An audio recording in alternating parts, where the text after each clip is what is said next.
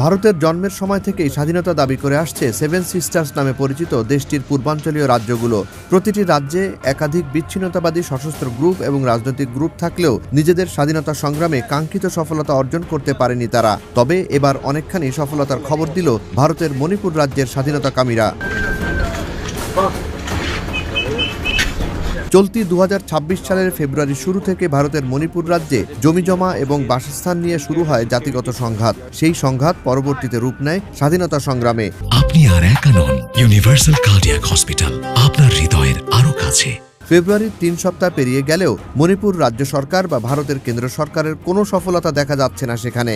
রাজ্যের মুখ্যমন্ত্রী এবং সরকার সংশ্লিষ্টরা হয়েছেন হামলার শিকার। অতিরিক্ত বাহিনী পাঠিয়েও কোনো কাজ হচ্ছে না, বরং জীবন রক্ষায় সরঞ্জাম ফেলে ভারতীয় নিরাপত্তা বাহিনীর পালিয়ে যাওয়ার খবর পাওয়া গেছে। সামাজিক মাধ্যমে ছড়িয়ে পড়া এক ভিডিওতে দেখা যায় বিমান ঘাঁটিতে রাখা ভারতীয় বিমান বাহিনীর একটি হেলিকপ্টার দখল করে নিয়েছে মণিপুরের স্বাধীনতাকামীরা। আর স্বাধীনতাকামীদের হাত থেকে প্রাণে বাঁচতে ঘাঁটি ছেড়ে যায় ভারতের অহংকার বলে দাবি করা বায়ুসেনারা। শুধু ঘাঁটি নয়, এলাকা ত্যাগ করে চলে যায় ভারতীয় বিমান সেনারা। তবে এতে উত্তেজনা সংঘাত আরও বাড়তে পারে বলে আশঙ্কা স্থানীয়দের। এদিকে মণিপুর রাজ্যের লিটান এলাকায় দেখা যায় সারি সারি সামরিক যান নিয়ে ঠায় দাঁড়িয়ে আছে ভারতীয় নিরাপত্তা বাহিনী। সশস্ত্র কুকিদের প্রতিরোধে নীরব দর্শকের মতো দাঁড়িয়ে থাকতে দেখা যায় নিরাপত্তা বাহিনীর সদস্যদের। বরং নিরাপত্তা বাহিনীর বিরুদ্ধে কুকিদের সহযোগিতার অভিযোগ তোলে অন্যান্য জাতিগোষ্ঠী।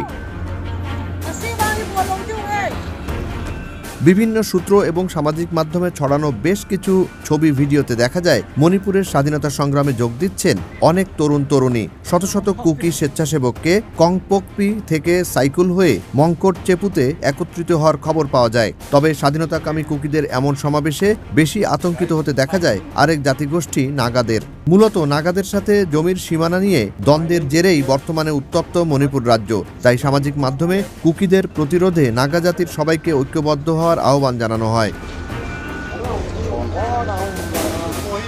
সংঘাত সংঘর্ষ, বাড়িঘর পুড়িয়ে দেয়া এবং স্থানীয় বাস্তুচ্যুতিকে সরকারের ব্যর্থতা হিসেবে সমালোচনা করেছে স্থানীয় মানবাধিকার সংস্থা youths forum for protection of human rights. এবারের সংঘাত শুরু হলে ভারত সরকারে কুকিদের প্রতিনিধি 3 বিধায়ককে 20 ফেব্রুয়ারির মধ্যে পদত্যাগের আলটিমেটাম দেয় ইউনাইটেড কুকি লিবারেশন আর্মি। নইলে তাদেরকে মৃত্যুদণ্ড সহ কঠিন শাস্তির মুখোমুখি হতে হবে বলে সতর্ক করিয়ে দেয় কুকিদের স্বাধীনতা সংগ্রামের সংগঠন united Kuki liberation army. Junayed Ali Saki, Baishakhi সংবাদ।